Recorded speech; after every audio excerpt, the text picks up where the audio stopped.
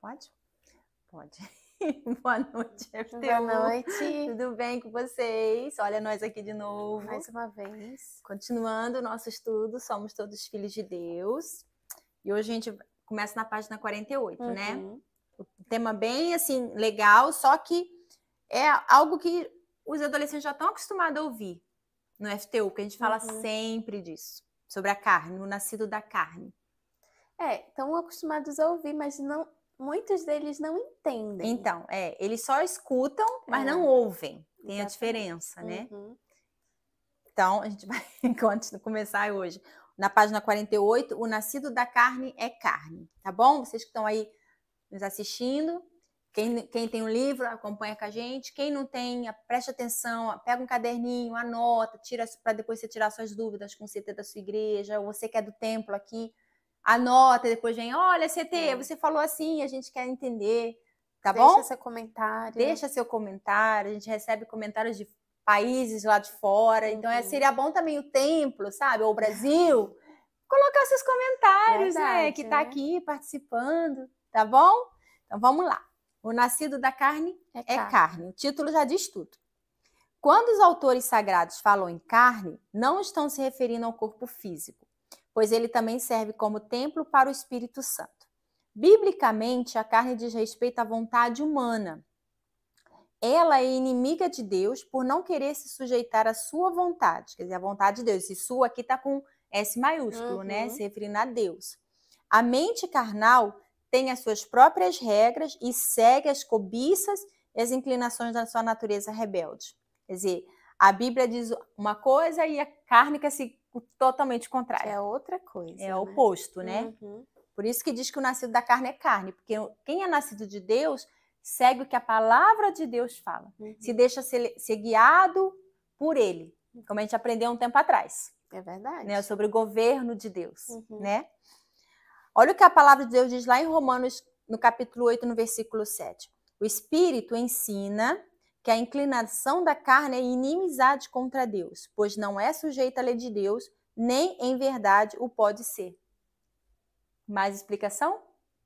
Não tem o que explicar, né? Porque a palavra de Deus ela é muito clara. Então ela diz, se você estiver inclinado para sua carne, não tem como você agradar a Deus. É o que a gente sempre fala, né? Se você escolhe não fazer a vontade de Deus, você já está automaticamente fazendo a vontade do diabo. E se torna inimigo de Deus. Imagina a pessoa ter Deus como inimigo. Quer dizer, se você tem o diabo como seu inimigo, maravilha, porque aí Deus é teu amigo. Mas se é o contrário, se eu estou inimiga de Deus, então eu sou amiga do diabo, pensa só um pouquinho. Como é que eu posso ser inimiga daquele que me deu vida, que deu o filho dele por mim, né, que está me ensinando como nascer de Deus? Se eu sou inimiga de Deus, eu dou as costas para ele, para quem que eu me viro? Para o diabo. Quer dizer, então eu vou ser amiga do diabo? Porque é isso que está escrito. Não é não somos nós que estamos dizendo, né? E que fique claro, né? Não é Deus que vira seu inimigo. Exatamente. É você que vira inimiga de Deus. É você que não quer a amizade de Deus. É você que quer se afastar de Deus e vira as costas. Por causa das suas escolhas, mas né? Deus, ele permanece o mesmo. No mesmo lugar, da mesma forma, esperando por você. Como a palavra de Deus diz, a gente já falou isso outras vezes. Ele está de braços abertos, só esperando, né? Mas a pessoa tem que também querer. Tem que ter o querer para poder ter o efetuar. Exatamente. Né? O nascido da carne facilmente se rende às paixões e às emoções circunstanciais. E na falta do pastor que lhe passou emoção, desanima na fé e imediatamente se junta a outros carnais. Por isso que a gente diz, quando vir na igreja, seja na reunião da FTU, seja na reunião normal, leva a Bíblia. Para você ficar lá, o pastor está lendo isso, não deixa eu ver aqui, tá realmente, olha, o pastor leu aqui, está escrito na Bíblia, realmente. Mas não, muita gente só se baseia a vida a sua vida, o seu entendimento, na vida do pastor. E se o pastor cai? Porque a gente é humano, ser humano é falho. A gente erra, né? Então, como a gente já falou outras vezes, as pessoas ficam magoadas porque o CT passou, não deu um bom dia, não me deu atenção. Eu preciso conversar com a CT. Hoje eu não posso. Aí a pessoa, pronto, o adolescente sai da igreja. Não vou mais na igreja porque o CT não me deu atenção. Não quer falar comigo. Se baseia no homem. E a nossa vida tem que se basear na palavra de Deus. E às vezes a pessoa está apoiada tanto na pessoa que a pessoa nem sai da obra. Ela só é transferida de igreja. Mas a dependência daquela pessoa, daquele adolescente, está tão no pastor, que o pastor vai embora e ele fica assim, poxa, quem que vai me dar uma palavra agora? Quem que vai orar por mim? Isso quando não segue, né? Isso quando não segue. Vai, eu vou visitar o pastor. A gente fica assim, sei. Mas por quê? Quer dizer, a pessoa que está aqui não... é o mesmo espírito. A gente está aqui hoje, daqui a pouco a gente vai embora. Ninguém falou nada, tá, gente? Mas pode ser, né? O vento sopra. E quem que é nosso pastor? Exatamente. Nosso pastor não é Jesus? A gente não tem a palavra de Deus para guiar a gente? 24 horas, né? Então, a gente não precisa de alguém, de um homem, para falar pra gente a palavra de Deus, porque ela tá ali. Tá? A gente é o atalaia, a gente já tá ensina, né? Porque a gente tem para dar, porque o Espírito Santo tá na gente, a gente nasce de Deus, a gente pode até ensinar o caminho, mas não quer dizer que a gente tem que ficar com você 24 horas, qualquer coisinha ali, ai meu Deus, eu não sei o que fazer. Pega a palavra. Deus está aí, por isso a importância de ser nascido de Deus. Porque quando a pessoa é nascida de Deus, ela depende do Espírito Santo. Ela não depende do homem. Ela é guiada por Deus. Ela é guiada por ele. Então, não tem como a gente colocar a nossa dependência nas mãos de outra pessoa. Porque a nossa alma ela é muito valiosa para eu colocar na mão de alguém. Essa alma tem que estar na mão de Deus. Porque só na mão dele que vai estar segura. É aquele tipo de pessoa que recebe o evangelho com alegria. Lembra daquela passagem, da parábola da semente, né?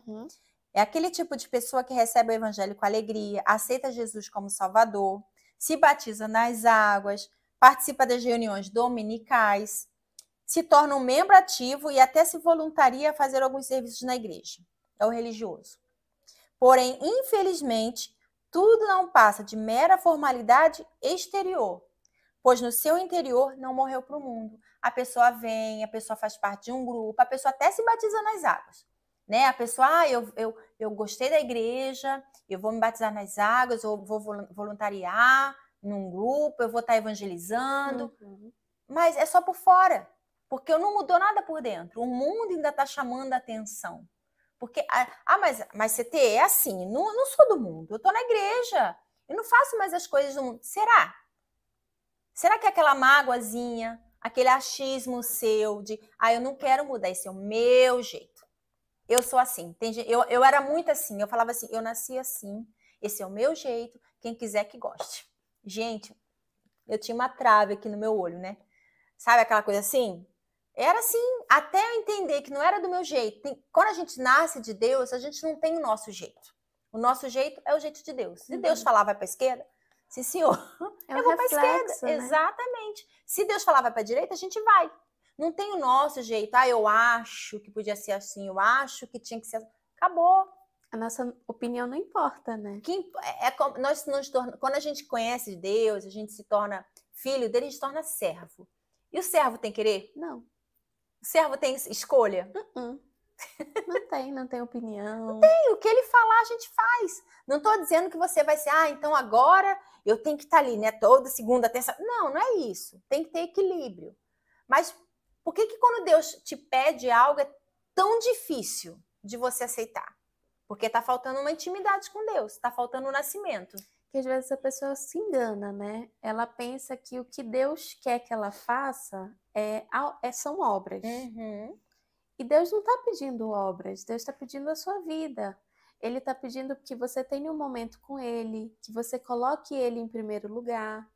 E isso não é somente vindo, evangelizando, estando nas reuniões. Isso não significa que Deus está em primeiro lugar na sua vida, porque muitas e muitas pessoas vêm na igreja todos os dias. Mas você colocar Deus em primeiro lugar quando você acorda, você fala com Deus. Isso você está mostrando para Deus que Ele é primeiro na sua vida. Ninguém está vendo, mas Deus está vendo e Ele está se agradando muito mais do que se você estivesse aqui e falando, até talvez pregando, porque muitas pessoas também sabem pregar, sabem falar, sim, mas não tem Deus em primeiro lugar. Então, naquele momento que você está lá sozinho, que você glorifica a Deus ali com a sua atitude, com a sua oração, com o seu zelo com a palavra de Deus, Ele está se agradando de você. E isso não são obras. Você está buscando Ele sem ninguém ver, porque você não vai ganhar nada com outras pessoas quando você faz isso, somente com Deus. E Ele vai se sentir glorificado. É uma com a sua honra para atitude. Ele, né? Honrá-lo, né? Não é pelo muito fazer. A palavra de Deus já não é muito fazer, não adianta eu fazer, tô aqui evangelizando, eu vou limpar banheiro, eu vou fazer isso assim. E Deus está lá assim, mas dentro não muda, meu Deus do céu. O exterior quer mostrar.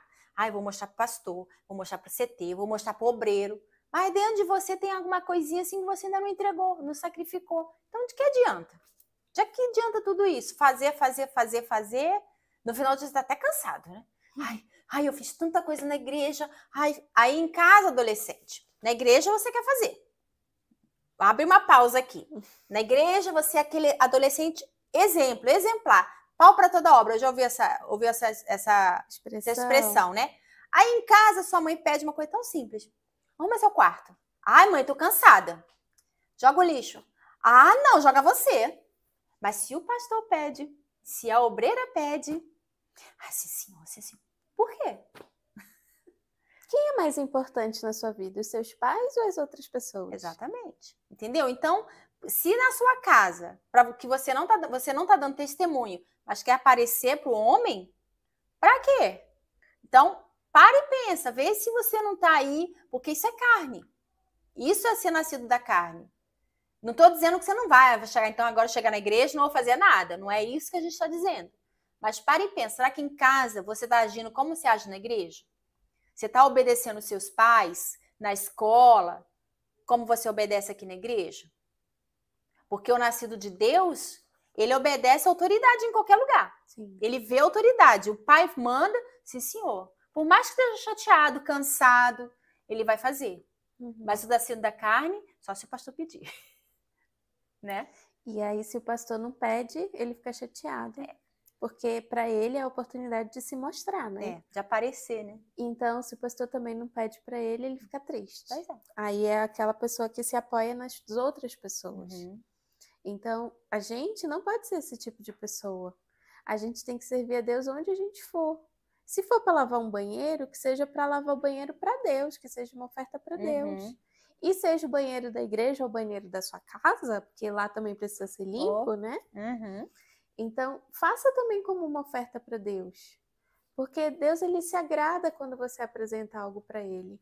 Então, mas lembre-se que não são obras. É aquilo que você é, que grita, que chama a atenção de Deus naquele momento. E não é aquilo que você está fazendo aqui fora, mas sim aquilo que você está colocando dentro da sua alma, aquilo que você está se alimentando e o seu espírito está ficando forte, é isso que agrada a Deus. Quanto custa aceitar o Senhor Jesus como Salvador? Nada. Não custa nada aceitar Jesus. Né? A gente pode aceitar Jesus toda hora, né? Quem aceita Jesus? Várias pessoas levantam a mão. Qualquer pessoa pode aceitar Jesus. Agora, sacrificar a vida por inteiro, não é metade nem 99,9. Por inteiro ao Senhor Jesus, sujeitando-se à sua vontade, é totalmente diferente. Ninguém pode seguir o Senhor Jesus e fazer a própria vontade ao mesmo tempo. É impossível servir a dois senhores. Ou a pessoa agrada a si mesmo e aborrece o Espírito de Deus, se torna inimiga de Deus, ou faz a vontade do Senhor e contraria a si mesma. Não dá pra gente andar olhando para os dois lados. Por isso que a gente tem dois olhos que olham na mesma direção, né? E nem atrás tem, senão ia ficar meio confuso. Né? A gente tem que andar olhando para frente. Eu não posso servir a dois senhores. Não. Ou eu sirvo a Deus ou a mim mesma. Se eu querer fazer os dois, vai ter uma complicação aí no meio, né? A gente imagina assim, duas pessoas empurrando uma mesa. Se uma tá empurrando para um lado e a outra para o outro lado, a mesa não sai do lugar. Não sai do lugar. Então, é a mesma coisa. Não tem como a gente querer fazer duas coisas, porque se você quer agradar um pouquinho aqui e agradar um pouquinho aqui, você nunca vai sair desse meio. Não agrada nem a um nem ao outro, né? Só que o problema é que as pessoas também pensam assim, mas eu faço mais coisas boas do que coisas ruins. E não tem isso. Então, ou você é 100% de Deus e está ali para servir a Deus, ou você não é. Não adianta ser 99,9% de Deus e esse 0,01% não de Deus, ou seja, do diabo. Pois é, porque quando não é 100% de Deus, tem alguma coisa errada aí. Eu tô dando uma porcentagem pro diabo. Queira eu querendo ou não, eu vou estar servindo a diabo de qualquer jeito. De alguma forma. Ele só quer essa brechinha. Só. Ele não quer muito, ele não precisa dos seus 100%. Muito. Ele só quer tirar esse 0,01% de você para ele, para que ele possa comprometer sua salvação. Que é o principal. Porque é só isso que ele precisa. Porque quantos estão na igreja achando que são de Deus, achando que estão fazendo a vontade de Deus, mas na verdade estão enganados? Quantos não estão na igreja que são como as dracmas perdidas? Jesus vai voltar e você vai ficar. Muito adolescente que tem vindo na FTU, tem assistido reunião, a gente vê aqui no templo. Vai ficar. Mas por quê? Porque quer fazer a sua vontade. Ou então acha assim, ainda dá tempo. Ainda tenho tempo. A gente nem vai entrar nesse assunto, porque a gente já falou tantas vezes que não está tendo mais tempo, que tem que remir o tempo, mas tem adolescentes que ainda tem essa bobeira na cabeça. Isso é burrice, gente. Ela, ainda dá tempo. Deixa eu quieta. Esse tem sido o grande problema dentro das igrejas evangélicas. A maioria das pessoas acata tudo que é ensinado na igreja, mas poucas praticam o que ouve, porque é sacrifício. Para mim praticar a palavra de Deus, eu tenho que sacrificar. Não adianta só ouvir, né? Só ouvir. Não, a gente escuta muita coisa, muitas vozes. Mas será que eu tenho escutado a voz de Deus? Tenho dado ouvidos à voz de Deus? Porque quando eu dou ouvido à voz de Deus, eu mudo. Sim. Eu quebro o meu eu me entrego, eu tiro de mim aquilo que não agrada a Deus e pronto. Mas se eu não tô nesse ritmo, não adianta. Não adianta. Os nascidos da carne até conseguem, foi o que a gente falou antes, praticar algumas doutrinas de fácil cumprimento, como se batizar nas águas, dar ofertas e frequentar a igreja. Isso é fácil. Isso aí qualquer um pode fazer. Mas, quando os ensinamentos cristãos requerem sacrifícios, como renunciar à própria vontade pela causa do Senhor Jesus, não conseguem cumprir, porque aí é sacrifício. Sacrifício não é fácil. Porque você está na igreja, vindo da sua oferta, eu sou dizimista. Ok. E? E? Isso aí não requer sacrifício. Qualquer um faz. Que a pessoa pensa que o dízimo é dinheiro, né? Pois é, o dízimo não é só o dinheiro. Para e pensa. Quando você levanta de manhã, para quem vai ser o primeiro pensamento? Para onde a sua mãozinha vai? É para o celular? Para ver sua mensagem? Ou para Deus? O seu primeiro pensamento, você abre o olho, o primeiro pensamento é para Deus? Porque isso também é dízimo, né? Isso também é um dízimo. A sua oração, você lê a Bíblia todo dia? Você fala com Deus todo dia? Ou só no dia que você vem na igreja? Ou só agora que você tá aí, meu Deus, o estudo. Peraí, hoje é terça. Deixa eu pegar o meu livro. Como assim?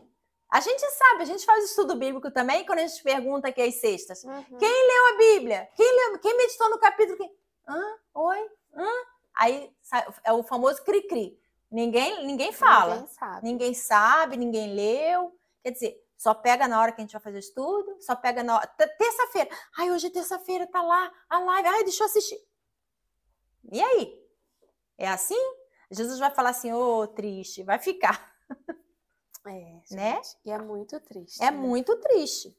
A verdade é que enquanto uma pessoa não morrer para si mesma e para o mundo, o Espírito Santo não poderá gerar nela uma nova criatura. Sou testemunha disso, isso é o bispo falando, pois vivi essa experiência por mais de 1 ano. Eu aceitava o Senhor Jesus como meu salvador toda vez que o convite era feito. Eu posso imaginar, né? Quem aceita... Vai lá o bispo. Quem aceita... Vai lá o adolescente. A gente vê isso aqui, né? O pastor faz o convite, né? Olha, você que ainda não tem o Espírito Santo, vem aqui na frente. Aí veio o adolescente, o mesmo. Por que não tem o Espírito Santo? É tão difícil? Mais do que a gente querer o Espírito Santo, ele quer habitar em nós. Sim. O desejo dele é habitar em nós. Mas por que é tão difícil? Foi difícil para mim, porque eu não queria me entregar. Você também já contou seu testemunho. Uhum. Foi difícil porque a gente relutava. Tinha aquelas coisinhas que a gente não era mais do mundo, a gente não fazia mais as coisas erradas, só que dentro da gente ainda tinha o nosso euzinho ali. Aquele 1% que o diabo segurava. É o jeito, né? Nosso jeitinho. Não queria abrir mão do jeito, porque não queria mudar. Exatamente. A gente achava que estava ok. Mas não queria fazer o sacrifício. Pois é. Até rimou, gente. Ó, você tem Nathalie, tá? Contudo, apesar de aceitá-lo muitas vezes, eu não lhe entregava a minha vontade, a minha vida. Isso me colocava na condição de nascido da carne, o que é uma posição intermediária entre os filhos do mundo e os filhos de Deus. Não sou nascida de Deus, então eu sou filha do diabo. Simples assim. Né? Não tem esse negócio, meio termo. Se eu não aceitei Jesus, quer dizer, eu até aceitei. Não, eu aceitei Jesus, CD. Oxe, eu tô lá. Mas eu não entreguei a minha vida, o meu tudo. Minha vida é minha alma, meu sentimento, tudo, meu corpo, é tudo para Deus. Aí sim eu pertenço a Ele. E é aquela coisa, né? Ok, você aceitou Jesus, mas e Jesus te aceitou? E aí... Porque para Ele aceitar a gente tem que entregar tudo.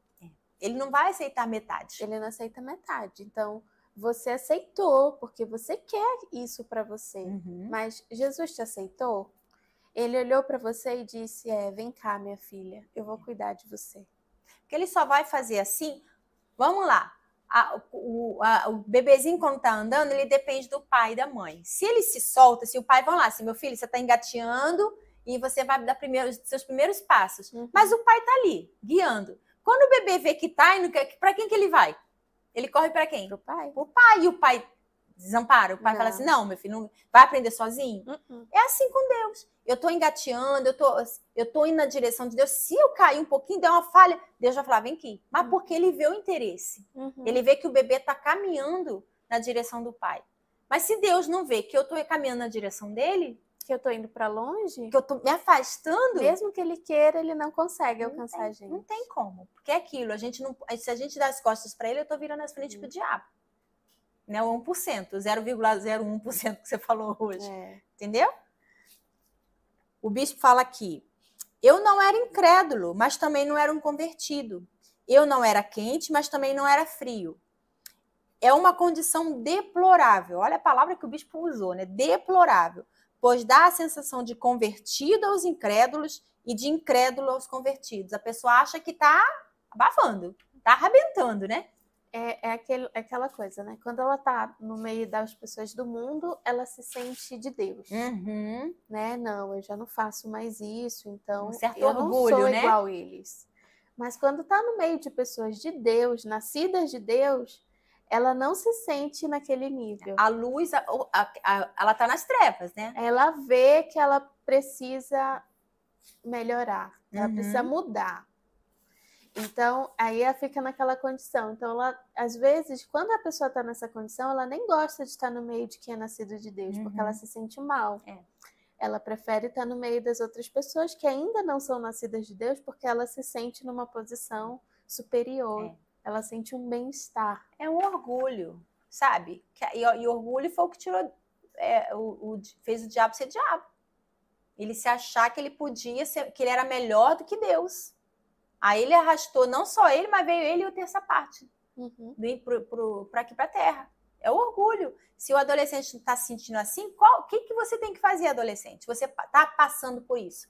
Procura ajuda. Seja humilde. Se humilhe. Os humilhados serão honrados por Deus. Serão exaltados. A palavra de Deus que diz. Entendeu? Por Deus, não é pelo homem.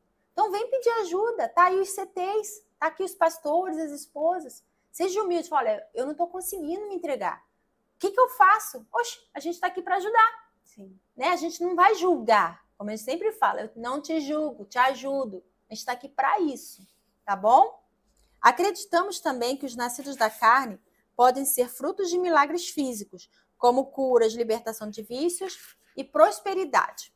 Eles recebem os milagres da fé e, em virtude disso, acreditam na aprovação divina quanto à sua maneira de viver. Eu era assim, o bispo falando. A minha aceitação de Jesus era motivada pelo medo do inferno, mas na prática não havia renúncia da minha vontade. O fato de tê-lo aceitado como Salvador e de ter sido batizado nas águas fazia com que eu acreditasse que poderia segui-lo, fazendo algumas das minhas vontades. Mas a verdade é que a minha vontade sempre prevalecia. Está bem explicado aqui, testemunho do bispo. Além disso, eu nunca havia me sentido um grande pecador para precisar de tão grande salvação. Eu o tinha apenas como salvador do castigo eterno, porque tinha medo do inferno. A gente sabe que tem adolescente que tem medo do inferno, mas também não faz nada para sair do inferno, né? Até que no dia mais glorioso da minha vida, eu finalmente fui convencido pelo próprio Espírito Santo do quão desgraçado, miserável e infeliz pecador eu era. Não foi o homem que convenceu o bispo. Não. Foi o próprio Espírito Santo. Mas para o Espírito Santo me convencer de algo, eu tenho que estar sedenta. Eu tenho que realmente querer fazer assim, querer entregar tudo. Foi o que aconteceu com o bispo. Ele teve essa sede, essa entrega. Não só o medo do inferno, de morrer e ir para o inferno. Mas ele, poxa, eu quero mais de Deus, eu quero o Espírito Santo. E o Espírito Santo mostrou para ele o que ele tinha que fazer. Né? E às vezes você está aí discutindo com o Espírito Santo, né? O Espírito Santo está te dizendo assim, você tem que mudar isso, você tem que deixar isso, você tem que deixar aquilo. E você está dizendo, não é bem assim. Não, mas isso aí não tem nada demais. Então você está discutindo com ele, você está debatendo com ele, porque ele está te mostrando, mas você não está ouvindo. O bispo diz assim, eu estava chorando de desespero pela minha perdição. Quer dizer, imagina a angústia que ele estava sentindo. Quando o Espírito Santo me apontou o único capaz de apagar todos os meus pecados e de me salvar do castigo eterno, o Senhor Jesus. Desde então, ele passou a ser meu único Senhor, Salvador e Deus, o primeiro em minha vida. Nicodemos é um exemplo do nascido da carne. Lá em João 3, vocês vão ver isso. Pelo fato de realizar um trabalho religioso junto ao povo judeu, jamais imaginou que receberia do Senhor Jesus uma palavra tão dura, tão direta e tão honesta. Jesus foi assim, né? Você tem que nascer de Deus. Pois, vai lá e lê lá em João. O Senhor não mediu palavras para definir a situação espiritual daquela autoridade religiosa. Nicodemos não era qualquer um. Nicodemos, ele era uma autoridade religiosa, tá? Detalhe. Nicodemos não foi reconhecido como homem de Deus. E isso mostra que nem todos os que ocupam cargos religiosos são pessoas nascidas de Deus. O nascido da carne acredita que o trabalho religioso e a caridade o fazem espiritual. A caridade é muito bem vista diante do Altíssimo, mas ela não é o suficiente para se alcançar a salvação. Da mesma forma, o trabalho religioso não garante a salvação de ninguém. Para Deus, o mais importante não é o que a pessoa faz, as suas obras, mas o que ela é. Foi o que você comentou mais cedo. É claro que, quando uma pessoa é de Deus, ela naturalmente faz o que lhe agrada. Embora Nicodemos fosse bem conceituado entre os da fé, ele precisava nascer de novo. Ele era bem conhecido no povo, ali no povo judeu, por ele ser uma autoridade, mas ele não era nascido de Deus. E ele escutou isso do próprio Senhor Jesus. Né? Ele, assim, da boca do Senhor Jesus, ele falou, você não é nascido de Deus. E foi a primeira vez que Jesus falou sobre o novo nascimento. Foi, muito legal, né? Então, a primeira vez que ele falou foi para um religioso. E Jesus viu que nele, em Nicodemos, havia o desejo de havia aquela sede, né? De saber o que ele deveria fazer. Tá certo, ele foi escondido, né? Encontrar o Senhor Jesus, mas ele tinha dentro dele a vontade, o desejo. Tanto é que Jesus falou para ele o que ele precisava fazer. Tá gravado nas escrituras como um exemplo, né? Não foi assim um caso que aconteceu que falou assim, não precisa ser reportado para próximas gerações. Está escrito na palavra de Deus. Para a gente seguir, tá o exemplo ali de como a gente deve agir. Ele, apesar de ter ido na calada da noite, né? Mas ele mostrou que ele tinha sede. Ele tinha aquele desejo. Poxa, eu quero conhecer. Porque ele ouvia falar de Jesus. Ele ouvia, Jesus estava ali manifestando milagres, fazendo coisas. Ele, peraí, eu quero conhecer. Eu quero saber quem ele é. Né? E Deus falou, não, você não é nascido de... Imagina a cara assim, dele. Pode ser dura essa palavra, né? Mas pensa só. Alguém que conhecia as escrituras, que estava lá, que ele fazia a leitura das escrituras. Então, Jesus foi certeiro com ele, porque não tinha o que explicar. E Jesus sabia que ele não ia ser mimimi. Sabe aquele adolescente mimimi? Que você fala uma coisa, ai, você tem... Ele não foi mimimi. Ele aceitou, mas Jesus sabia. Então, eu vou falar porque eu sei que ele vai aceitar e ele vai mudar. Mas quantas vezes a gente fala com o adolescente fica até com raiva. Fica emburrado. Fica emburrado. Logo a cara. Vai pra reunião emburrado, fica lá. O que foi, fulano? Nada. Nada não. A gente fica assim, gente, que veio falar com a gente só porque ouviu a verdade, porque você vai vir conversar com a gente não vai te julgar, mas a gente vai falar a verdade. Dura e crua. Tem uma adolescente que ela fala comigo, aí, oi! Aí ela, oi! Aí ela vira assim, que horror! Ela pescando beijo, mas eu beijo. Então, mas a gente não vai passar a mão na sua cabeça. Por quê? Porque a gente quer levar a salvação para vocês, né? Então, se a gente quisesse agrado, que você agradasse essas coisas pra gente falasse assim, tudo bem, meu amor, você errou, mas olha, Jesus perdoa, não faça de novo. Jesus perdoa, Jesus te ama, tá? Não! Como é que é? Você fez o quê? Toma vergonha. Quanto tempo você está na igreja? Toma jeito. O que a palavra de Deus diz?